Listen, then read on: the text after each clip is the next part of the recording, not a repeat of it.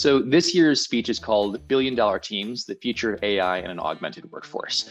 And to talk about AI, right now we're talking about how AI affects us individually, and we're starting to see how it's going to shape the way that we do work. The challenge is the prevailing narrative is about replacements. A lot of people are worried about losing their jobs due to replacement, and there's several things driving that fear. One, we're seeing consistent layoffs that are happening over the last year and a half, and a lot of it is being attributed to AI, some rightfully so. Some of this is actually just cover for organizations saying, we overhired during COVID, we're using this as a way to kind of clear up balance sheets, and we see some efficiencies potentially being gained later. That way they can sidestep the blame of, we made strategic decisions that didn't pan out the way we should have, and we didn't really think about things the way that they were coming at us. On top of that, there are some people who are being laid off due to efficiencies around AI. And the problem I see is that the narrative is dominated by the idea of efficiency. And efficiency is often code word for layoffs. That's what's rewarded by the market. So when a CEO does a massive amount of layoffs, the stock price goes up, they get a big bonus as a result. So the capitalist markets are kind of in full swing in that way. However, AI is going to change the paradigm of how we work so dramatically that even those types of the ways the markets respond will adjust over time. And it's not just about efficiencies. So I'm hoping that through the conversations I'm seeing elsewhere, the other speeches as well as mine will help start to give more nuance to how is AI going to shape the workplace, the work that we do as individual contributors, managers, and leaders, and also start to understand our relationship to how it's going to change team structure, organizational structure, the nature of the work itself, and our collaboration between humans and machines. It's funny because to stay in the center, you have to explore both sides. You have to spend time thinking about what would a perfect trajectory of this look like, so you can understand the possibilities we should aspire to. You also have to understand what a catastrophic scenario could look like. So we're protecting against the things that could be problematic. I mean, we spent decades giving big tech a pass because we thought they were the benevolent big brother. We thought, they're advancing society, they can do no wrong, they shouldn't be regulated. And we see where it's gotten us. It's done amazing things for society, and yet we still have massive ills in society as a result of that being running unchecked and being given carte blanche to do what it wants. We've seen that before. We're much more cautious this time. I think as a society, I think we're predisposed to be a little bit more towards the somewhat pessimistic side as a society, and that's okay, that's fine. But as a futurist, I have to spend time in both of those spaces, and I have those moments of absolute awe about the wonder where we're going. And there are some things that I've said that I think will happen in the next 5 to 20 years that other people look at me like and think, you're absolutely nuts. There's no way that will happen. You're a utopian. And then there are other times when I'll talk about things that absolutely scare the living daylights out of me, and I am actually nervous about.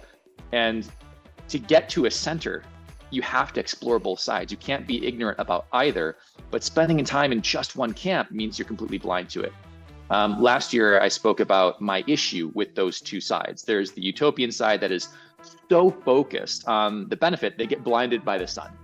There's the dystopian side that is so focused on the downsides that they can't see any possibility other than complete human total annihilation. Yeah. And the two sides don't debate.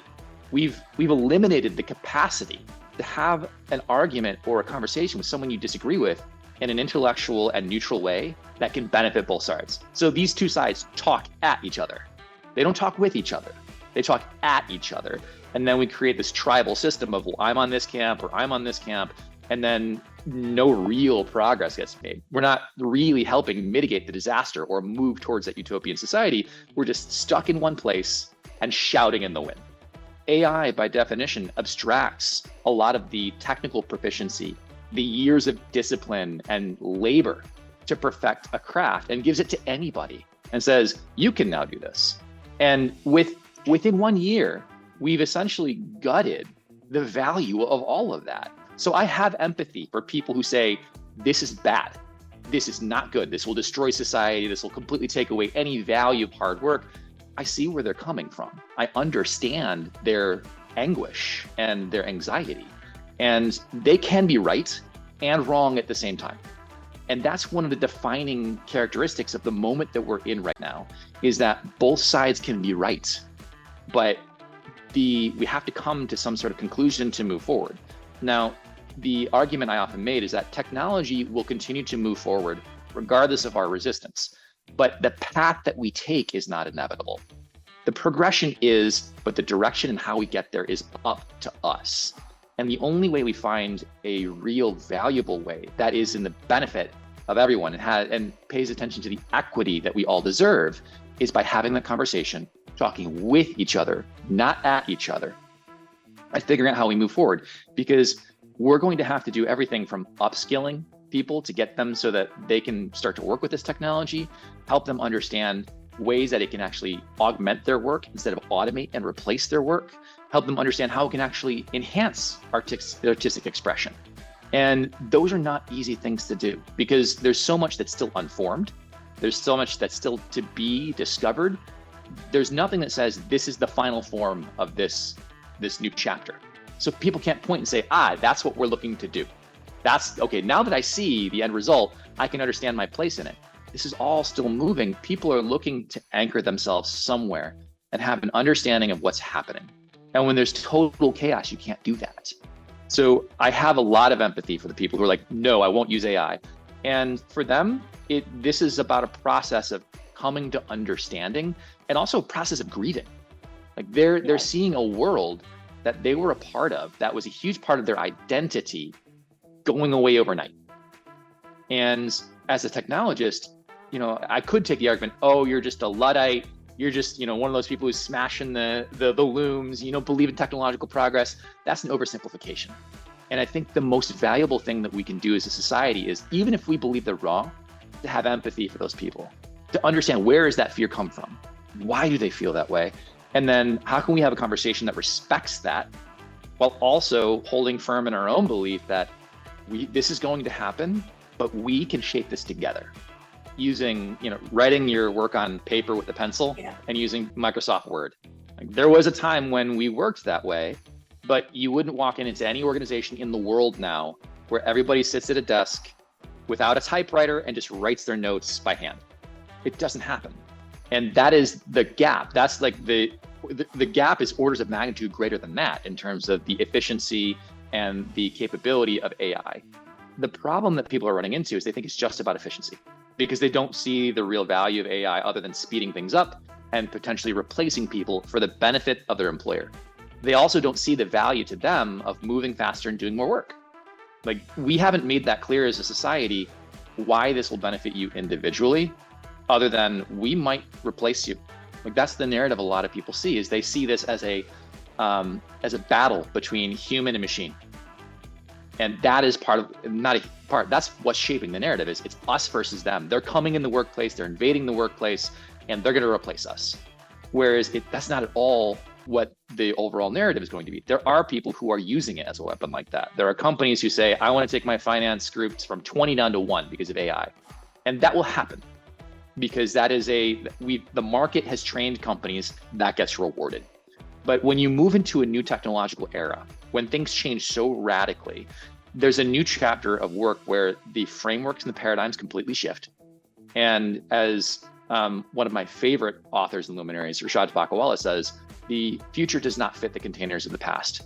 We tend to move into the future with our understanding of the past and try and fit these new paradigms into that space, and it doesn't work. And that's what we're doing right now. That's why there's tension. The new ways don't fit the old perspectives. So what's going to happen is this is going to change work so radically over the next decade that it will look wildly different than it does today.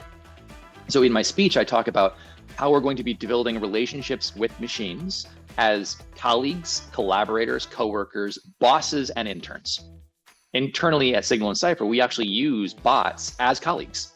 We have them in our Discord and Slack chats. They're working with us. They're actually collaborating with us. We've actually trained many bots to replicate parts of our work and even our personalities. So we're experimenting all the time with this stuff. And what we've seen is that they're going to be embedded in the fabric of your team culture over time. So rather than actually talking with one of my colleagues, I might actually have my bot engage with my colleague's bot to understand where they are on a project, what needs to be done, how we can schedule a meeting, and that eliminates a lot of the meeting time that we have at work. And what that does is it changes the frame from how does AI automate the work that I'm doing, and how does AI enable a completely different mode of interaction? If I was to say to someone, we're going to eliminate 70% of the meetings you're in, we're going to make it so you can catch up on the work your colleagues are doing 400% faster. We're going to make it so you can get out of work sooner. We're going to make it so that you can produce 10 times more work than you've ever produced in the past at a 5 times greater quality. And we're going to enable you to explore new areas of work that you have a passion for, but could never produce for because you didn't have the skill set. All of a sudden, you change the frame from we're automating the work that you do now to we're enabling you to do other things. One of the biggest complaints people have, I just keynoted at a Microsoft event in Portugal, and one of the researchers had done this great survey about what does Microsoft Copilot do for you? And this is the same for a lot of these different tool sets. And one of the biggest things they talked about was it allows me to step away from a lot of meetings, get the summary, and I can have more focused work time. I mean, the challenge that we're having right now is we're looking at automation as the only key ill here, whereas the system that we work within, the way that we work in corporate settings is so wildly broken that we can never catch up. We're all burned out. We work too much. We don't feel like we're seeing the return, and we know work needs to change. AI is a huge part of that solution. And if we use it, we shape it. We, as the people doing the work, say, this is how we should be doing it, rather than you're bringing it in to replace us as individuals. Then that dynamic and that conversation starts to happen in a more equal footing. One of the most important things when we talk to companies about how you restructure work and how you essentially break down the components of work is you have to be having the conversation with the people doing the work and help bring them in as part of the process. Because as management, you don't understand the work the same way they do. They can help you actually bring this conversation forward. In fact, the chief people officer at Accenture wrote an open letter to the people in her organization saying, help us understand how to automate some of the work that you do. And we promise that we'll turn this into a collaborative effort where we're going to help you understand your place in the future of this organization and how all of this comes together. That creates a welcome environment where there's a lot less of that fear of like, oh, you're just doing this to replace me, and we actually want to converse with you. Not everyone's going to look at it that way, but there's no effective way to do this long term without that conversation. Because what this also does is it empowers the people whose work is going to be impacted, and then it allows you to push power to the edges. One of the most important management philosophies is you push decision-making down and out. That is how you get efficiency of scale. And AI enables people who are front and center at the front line, dealing with the challenges in real time, to have the information they need and the tool sets they need to act on that and solve challenges in real time and make value in real time, rather than having to run it back up the chain to middle management, get approval, bring it back down. So if people start to look at it from that perspective, they'll start to see it as a more of a symbiotic relationship and a collaborative conversation that they can have with management. It won't always work out that way, but if we don't embrace that and at least pursue that path, it'll just be something that comes in and it's all about efficiency. Things have to break before we can fix them. And while there's panic and pandemonium, that's actually a good immune response. It's like you break a bone. You don't really think about, your tibia, your fibula, unless it's broken or it's in pain. All of a sudden, it's the only thing you focus on. And society works the same way. It's why we have things that become massive political issues that weren't even on the radar several years ago. AI being something that we were like, oh, that's cute, up until about 2 years ago. And now it's dominating our world. That level of focus is going to force us into a place of dealing with it and creating solutions for it. And that won't happen overnight. It takes time, because it forces us to grapple with it, understand the nuance of the challenge. What does this change? What does this enable? And have that cultural conversation, which right now just feels like a shouting match. But eventually we come to consensus about how to move forward. And what people are struggling to realize right now is that there will be a time in the not so distant future where this feels like a distant memory, where we just talk about AI like we talk about digital today. We don't talk about digital all that much today. We don't say, hey, would you like me to go on the internet and print you directions? Or would you like me to go on the electrical grid and make you some toast? Or, use a hairdryer? Like that's infrastructure that's just become a fabric of society, and it's assumed that it's there. AI is the same thing. It's just fundamentally transforming society in so many ways right now. We can't help but just focus exclusively on it. But this will come and this will pass. We as human beings tend to think that we're in this final phase of transformation at all points in time. There will be waves in the future that are probably 10 times bigger than this. And I can't imagine what that'll look like and how much pandemonium that'll create. Maybe we'll use AI to help us through that. But the thing that people are grappling with is this really breaks the systems we exist within.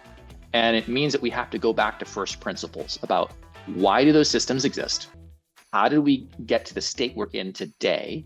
And what decisions did we make to get there? And oftentimes those decisions were about, how easy is it to make that decision in time? Is it expedient? Is it, political? Is it beneficial to the people in leadership at that point in time? Is it based on outdated philosophies? So it gives us an opportunity to come back and say, we as a society are going to choose to rebuild, but we're going to do it with an understanding of where we are today, not when these structures were put in place.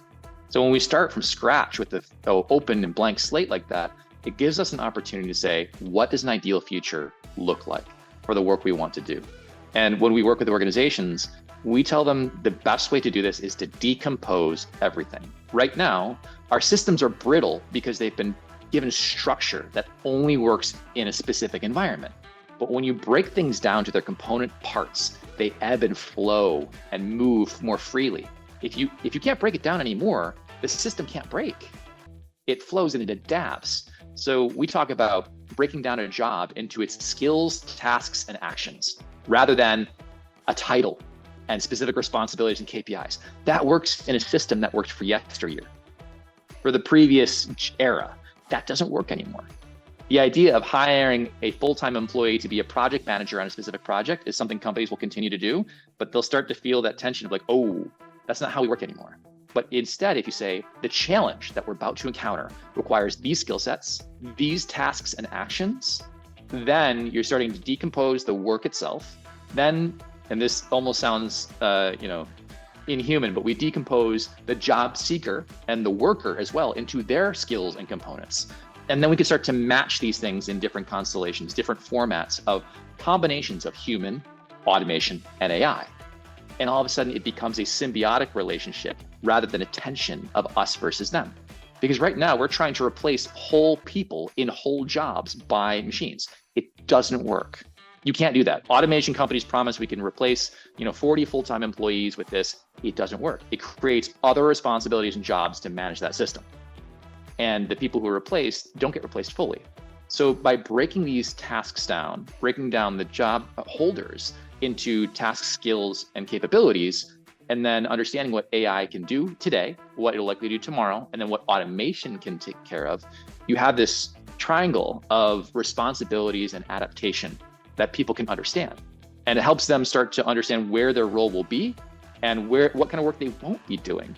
So when I understand what part of my job is being carved off and given to AI, there's usually a moment of fear, like, oh my gosh, this is being taken away from me. And then we show them, here's what you'll be able to spend your time on instead. And they often realize, oh, wow, that's actually way more fulfilling. That's the kind of thing I want to do in the first place. And if a mindless machine can do this work, was it really important that I did it in the first place? So that's the evolution that people kind of go through. It's almost like the grieving process, the 5 steps of acceptance. We're going through the same thing with how jobs are being restructured for the future.